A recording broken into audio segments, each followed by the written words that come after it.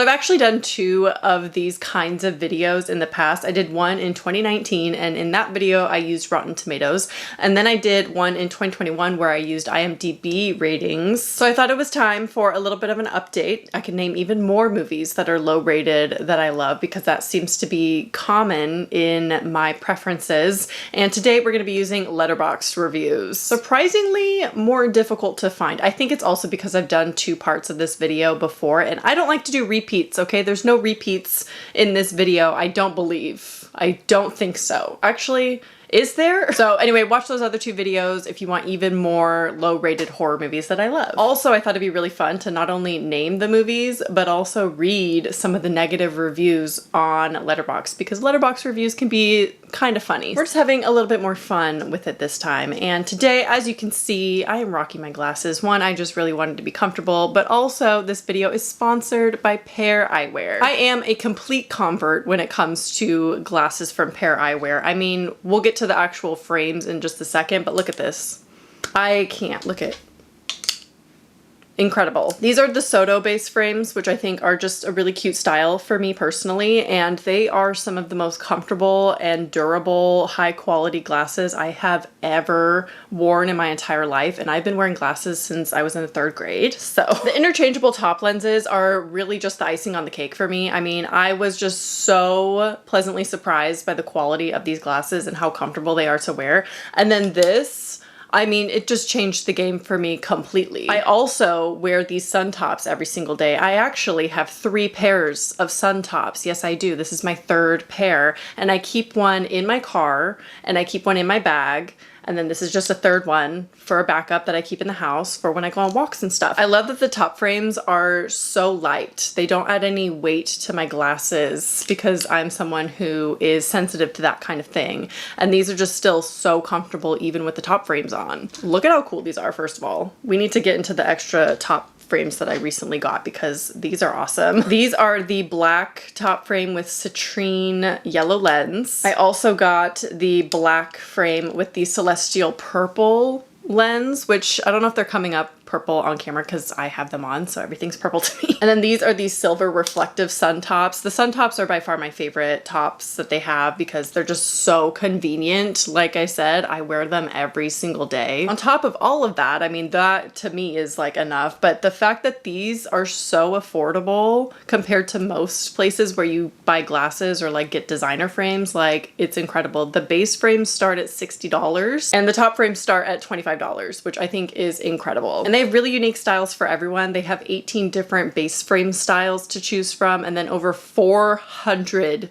unique top frames. Like, they have collaborations with branding and different, every color you can think of, patterns. So make sure to click the link in the description down below or scan the QR code on the screen over here so you can get 15% off your first pair with Pair Eyewear. Let's get into the lowest rated horror movies that I still like and think are decent movies. The qualifiers, the movies have to have a 2.5 average rating or lower on Letterboxd, and I had to have rated it at least a 3 or higher. So there are 10 movies plus a semi-honorable mention at the end because I can't help myself, as you know. And this will actually be lowest rated on Letterboxd to the highest, but also my rating from lowest to highest worked out the same way. So this is actually rated the lowest to the highest. First up, we have Halloween Resurrection. Now this is rated a whopping 1.6 on Letterboxd, okay? My rating is a 3. Now, out of the 13 Halloween movies ever made, this, for me personally, is ranked in 7th place. So this is by far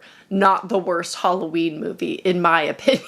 And I know for many, many people's rankings, it's ranked last. I can't do that. I can't do that to my Resurrection. 2002 is just my era. That year is iconic. It's a great year for horror. If you want to see me rank all the 2000s, you can go watch that video as well. But even the bad movies of that time, of just the 2000s in general, are going to have redeeming qualities for me. Okay, they're gonna be good. No matter what, there's gonna be something about it that I'm going to enjoy simply because that is my era. Also, this movie follows a reality TV show setting, okay? and I'm obsessed with reality TV. I do think it's funny that Laurie Strode is kind of an afterthought in this. Like, it's really not about her. This is just a separate movie. Does it even qualify as a Halloween movie? I don't know. Some would probably argue no, and that's why they rank it last, because to them, it's not a Halloween movie. It's just teens on a reality show being killed by Michael Myers, which to me, sounds great. Sounds like a good time. All right, let's read some of the reviews, okay? First up, 1 star. There are no good scenes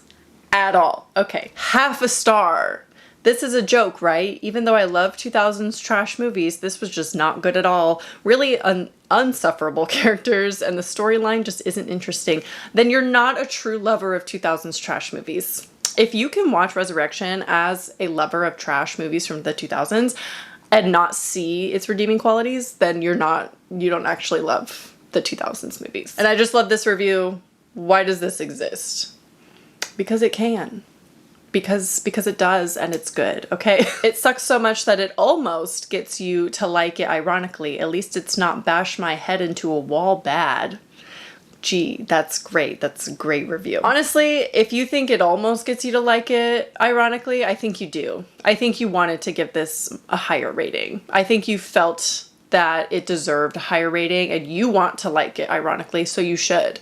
You should. Don't listen to everyone else. Like what you like. Next up, we have Tarot. This is the most recent movie on this list, and this is rated at 2 on Letterboxd. My rating was a 3. Well, I understand that some would rate this low on a technical level. I had many criticisms for this movie, okay? I totally get it. The acting is terrible. The writing, horrible. But look at the monsters. Look at the tarot cards. Trevor Henderson put all of his work and energy into creating these monsters, and they are so beautiful. They're so horrifying. They're everything I want in a horror monster. Is it unfortunate that they were placed into a movie such as Tarot with poor writing and acting? Yes.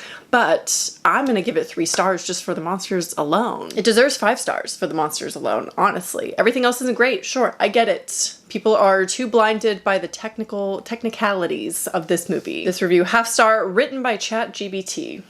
You know, it does kind of have that feel, that Blumhouse-y, weird script kind of feel. Final destination for the astrology girlies. That's me. Honestly, that if I had not seen this and I saw that, that would make me want to watch it even more. I'm an astrology girly, and I love Final Destination, so. The ChatGPT-fication of Final Destination. That's hilarious. Horoscope girls, red flag. That's okay, because you don't want us to know too much about you, do you? You don't want to give over your birth chart details, because we'll find out everything. Next up is Spiral from the Book of Saw. This is rated a 2.1 on Letterboxd, and my rating is yet again a 3. I'm very generous with the 3 stars. I love to give a 3-star rating. I love to. Anything in the 2 range I feel like is really harsh, so I have to really dislike a movie to give it a 2.5 or lower. So Spiral from the Book of Saw is actually ranked 3rd from last in my official Saw ranking. I ranked all of them up here. But to me, it's definitely not the worst Saw movie. I mean, there's 2 other ones that I thought were worse than Spiral. I don't think it was that bad, but I love all the Saw movies in their own way, you know? I think Spiral had like a very different take on the Saw franchise, and they did something a little bit unique with it, and I definitely wasn't really on board for like the first half of the movie, but then, you know, things take a turn, and I really enjoyed the second half, and it felt a little bit more true to Saw in that way. Is it highly predictable? Absolutely. It's probably the most predictable of Saw movies, but they're Saw movies, okay? It's never that serious. The first review says, this movie merely put a mustache on 72-year-old Samuel L. Jackson to make him look younger in a flashback and has the nerve to not be a spoof. Are you not familiar with how Saw does flashbacks if they need to portray an actor younger? The backwards cap, the mustache. It's just their technique, okay? They don't want to go through the process of de-aging the actor. They just slap a hat on. Or a mustache in this case. What the hell is a Book of Saw? It's a book from the Saw universe. I would read it. I love this review because they gave it 2.5 but a heart. So I think they like it. I admire the fact that this is still edited like a film from 2007. Yes, all the Saw films I feel like have a vibe about them. that feel very 2007 still, and I appreciate that about all the Saw movies. Okay, next up, controversial like of mine, and it's not gonna make any sense, but I can't explain it, okay? I've seen it multiple times. Why? Do not ask. The Hills Have Eyes 2. Now this is rated 2.2.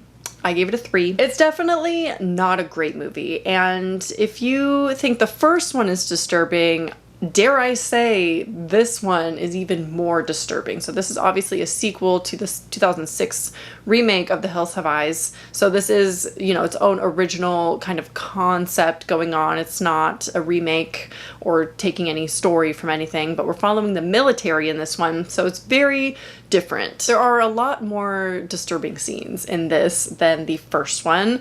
And I still think the first one though has a more serious tone, so it's harder to watch. Whereas the second one has a little bit of a goofy vibe. I mean, the first like 30 minutes of this, I would say is just hilarious. I mean, I think they're self-aware. I wanna hope that they're self-aware.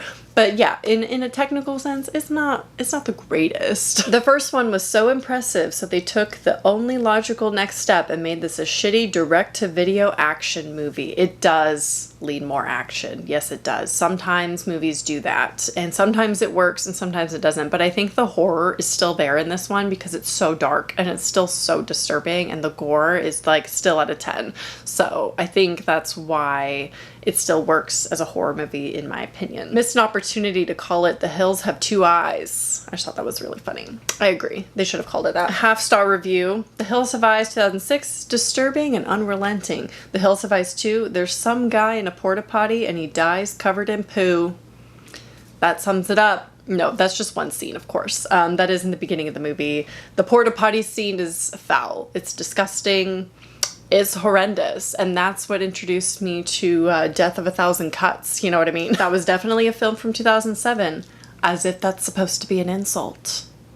That's a great time. That's a good year of horror, okay? Next up, we have one of my recent watches that I was surprised to see everyone else rated so low, and that is The Immaculate Room. This is rated a 2.3. I gave it a 3. This is actually more of like a drama thriller. I'm putting it in this video, but it's not a horror movie in any sense, I would say. It gets a little weird, but it's pretty much a drama thriller movie. I love this kind of setting. I think anything with a simplistic setting where it's one location, it's a single location, and they're playing a game, I think that's a fun time. And I was really intrigued by the story because they're so not predictable. When you go into a new movie where they're doing a game, you don't know what the rules are, and I like that. You can't predict anything. This is about a couple who have to stay in the Immaculate Room for 50 days, and then if they do that successfully, they get $5 million. But of course, it's not that simple, okay? There are things and tests coming out, you know, and it gets weird, and it wasn't the best movie I've ever seen, or like the best movie I've watched this year, but it was entertaining, and so for that I gave it 3 stars. Impressive feat that this movie plays out in real time. It really feels like it's 50 days long. I did watch this in 2 sessions, so maybe that helped with it feeling less long or less like a drag, I don't know. Vivarium 2019, but you can't wait for the characters to drop dead. I included this review in it because I agree, I do not like the characters in this. I don't think either character, the boyfriend or girlfriend, are likable at all, really. They both are weird in their own ways and unlikable in their own ways. A rejected Black Mirror script turned into a full-length feature. I thought this was interesting. A lot of people in the reviews were mentioning Black Mirror, and I agree. It does have that vibe. So if you like the sci-fi element, technology of Black Mirror, I think you might enjoy The Immaculate Room, just on an entertainment level. The script is kind of, you know, weird, and the characters aren't likable. Are you really rooting for them? No, you want them to make bad mistakes or bad decisions, and I think that's the fun of it. And this review, I agree. I was like wanting to shout at my screen, come on, her roots didn't even grow out at all. You're gonna tell me that's her natural hair color? That blonde? Yeah, no. Next up we have Apollo 18. This is rated 2.3 on Letterboxd. My rating, a 3. Who's surprised? I just keep giving out 3s. I swear my higher ratings are coming up. Now, this is a sci-fi found footage, okay? So I understand my rating's gonna be a little bit higher. And honestly, it's not far off, okay? I give it a 3. Letterboxd users, you know, average 2.3. So, but it still feels a little low to me. I thought we could all kind of push it towards maybe like a 2.8 rating would feel a little bit more fair on average. Of course, all these movies are underrated in my opinion. All of them I think should be rated a little bit higher. Although I do understand why there would be so many 1-star reviews that are gonna skew the rating a little bit. But this is just a fun found footage horror movie. I mean, I recognize my bias of sci-fi. We're on the moon. It's a found footage, so there are a lot of elements going on that I am completely biased towards enjoying no matter what. And sure, there are things that could have been done a little bit better in this movie. But for its budget, it is a lower budget movie. I thought they did a great job with what they had to work with. But lower budget for me never really phases me in a found footage movie, because if anything, that just makes it feel a little bit more legit. This review is a 3 stars, so they liked it. Landing on the moon vlog gone wrong, not clickbait.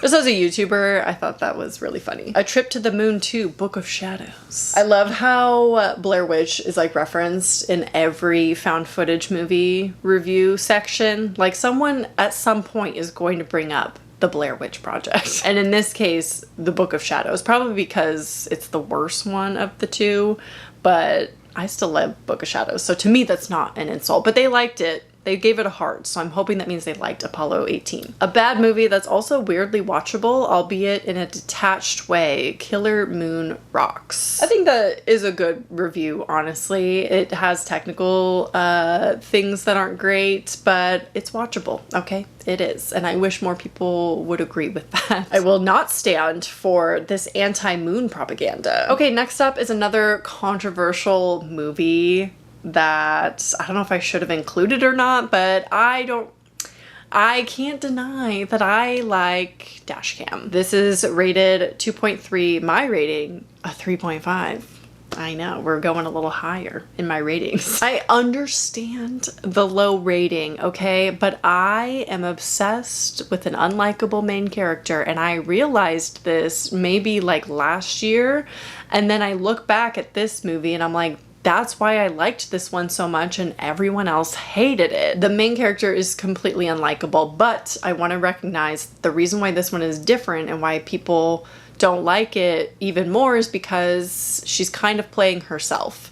So this person has these beliefs in real life, and so there's argument that Robert Savage kind of platformed her for this movie, but I don't think it paints her in a good light, so I don't think she's being platformed. I think it's everyone hates her. So I don't know if that is her being herself. She's extremely unlikable. So everyone hates her in the movie. I don't think it's doing anything to like gain her support. You know what I mean? But I think that's why I was so confused when I first watched it. Like, oh, that was really good. Like I was really entertained. And I wish it ended differently, of course. But then I realized it's because I love unlikable main characters. Not everyone's going to. I totally understand that. But I'm obsessed with those storylines. This film doesn't even have a dash cam in it. Yeah, I don't think it does. I think it does for maybe like 10 minutes or something. There's like one scene with a dash cam, otherwise it's just her phone. She's live streaming. I think it's very similar to Spree, which I actually haven't watched Spree. I know, I really need to get on that. Easily the best film Ariana Grande has appeared in yet. I'm pretty sure this review was left before Wicked as well, so that's kind of funny. The Trump Witch Project. It is a found footage movie. So there we have the Blair Witch Project reference. And I thought that was funny. The Trump Witch Project. Yeah, she's a Trumper. So this review was hilarious. You'll see why. I want to apologize for every mean thing I said about the rapping kid from The Visit.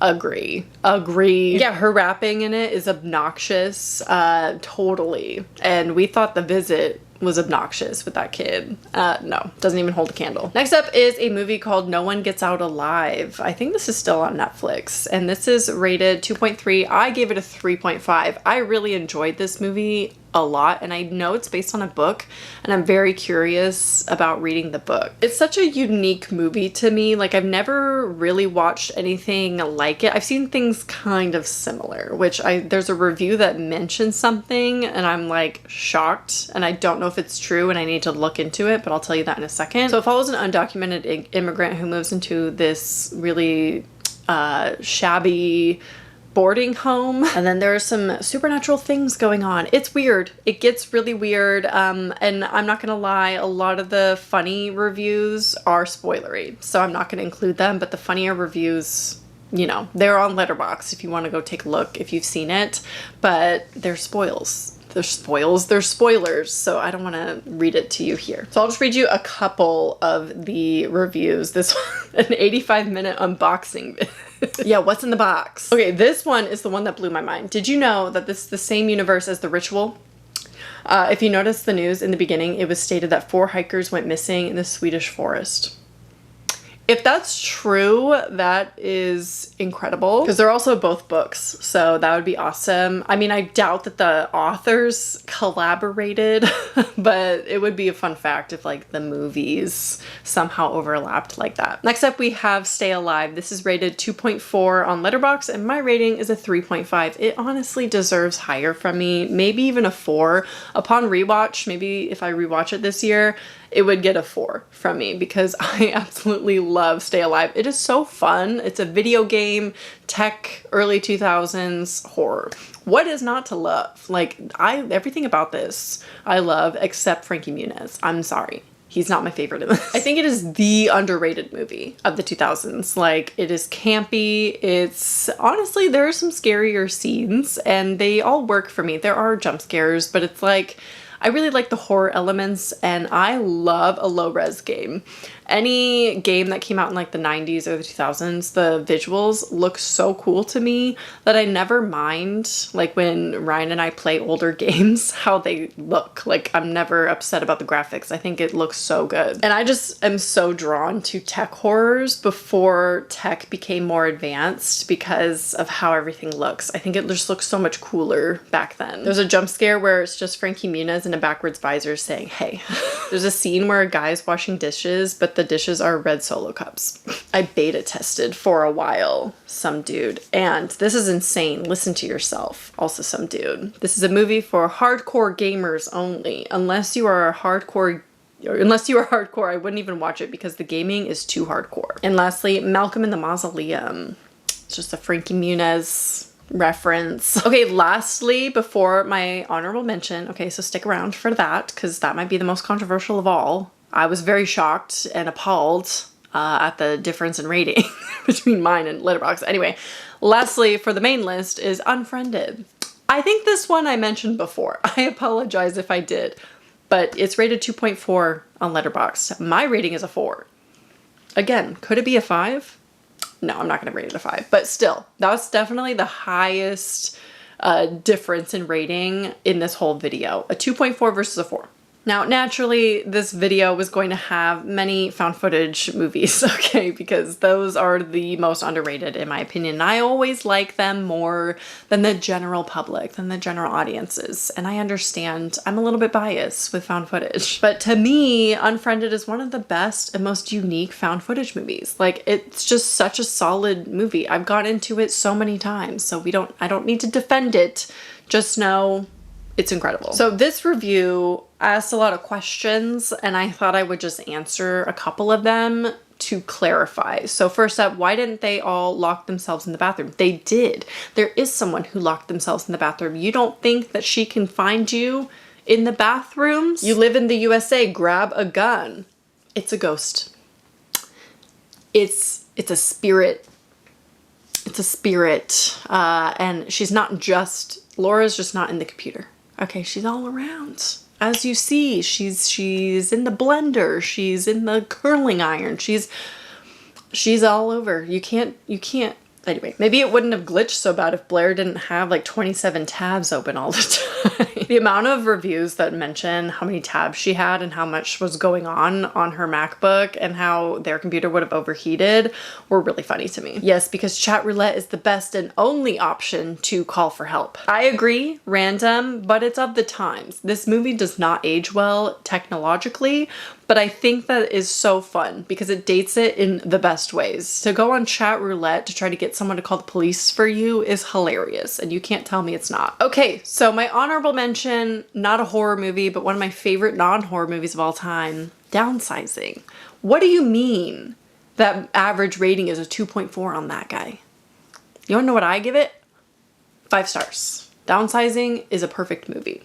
And I think people are thrown off by a lot of things in that movie. Again, I have my biases, okay? Matt Damon is one of them. And this weird, I love these kind of weird dystopian worlds like Downsizing. Downsizing is my comfort movie, my favorite of all time to pop on when I don't know what to watch, when I don't feel well, when I want some comfort. I love it. So to see it at a 2.4 makes me a little bit sad, and I just had to mention that and say that I give it a 5, which is definitely too high for most people. But what can I say? I'm obsessed. So I would love for you to look on Letterboxd and see your favorite movies and what they're actually rated. And let me know in the comment what is the most shocking one to you that you think is the most underrated on Letterboxd. So leave a comment down below. I hope you enjoyed this video, and I will talk to you soon. Bye.